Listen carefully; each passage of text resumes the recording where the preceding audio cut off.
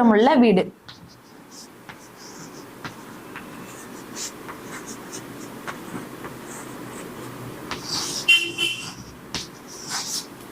வாஸ்துக்குள்ள குற்றமுள்ள வீடு. ஓகேங்களா?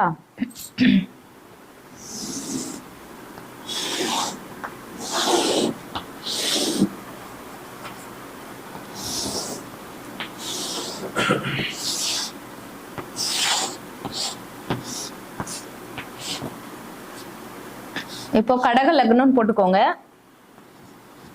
4ஆம் அதிபதி சுக்கிரன். இந்த 4ஆம் அதிபதி எந்த இடத்துல இருக்கு அப்படின்னு பாருங்க. இந்த 4ஆம் அதிபதி போயிட்டு அமர்ந்த இடங்கள், அந்த இடம் திதி சூன்யமாவோ முடக்காவோ அல்லது அஸ்தங்கமாவோ இந்த மாதிரி பாதிப்புகள் அடைஞ்சிருக்கா அப்படின்னு பாருங்க. நீச்சமாக கூடாது, அதே மாதிரி உங்களுக்கு அஸ்தங்கமாக கூடாது, திதி சூன்யமாக கூடாது, முடக்காக கூடாது. இந்த மாதிரி இடங்கள்ல இந்த சுக்கிரன் போயிட்டு எந்த இடங்கள்ல அமர்ந்தாலும், 6ஆம் இடம், 8ஆம் இடம், 12ஆம் இடம், இந்த இடங்கள்ல அமர்ந்தாலும் அந்த சம்பந்தப்பட்ட பிரச்சனைகள் இருக்கும். அதே மாதிரி 4ஆம் இடங்கள்ல நீச்சமாகிறது. ஓகேங்களா? அப்போ சனி இங்க உச்சம், சூரியன் இருந்தாருன்னா இந்த இடத்துல நீச்சம். அப்போ நீச்சமான சூரியன் இங்க இருக்காருன்னு வச்சுக்கோங்க.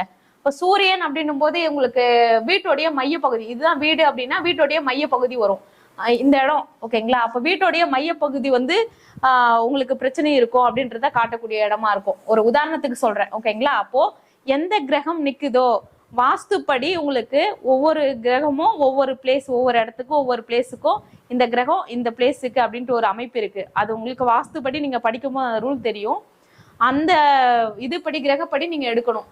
அப்போ உங்களுடைய 4ஆம் அதிபதி 1 4ஆம் இடம் நீச்சமாக கூடாது, நீச்சமான கிரகம் 4ல இருக்கக்கூடாது. 4ஆம் அதிபதி 6 8 12ல இருக்கக்கூடாது. 4ஆம் இடம் முடக்கா இருக்கக்கூடாது, 4ஆம் இடம் திதி சூன்யமா இருக்கக்கூடாது. இந்த அமைப்புகள்லாம் இருந்தது அப்படின்னா கண்டிப்பா வீட்டுல வாஸ்து குற்றம் இருக்கும். அதுல எந்த மாற்றமும் இல்லை. ஓகேங்களா? ஓகே.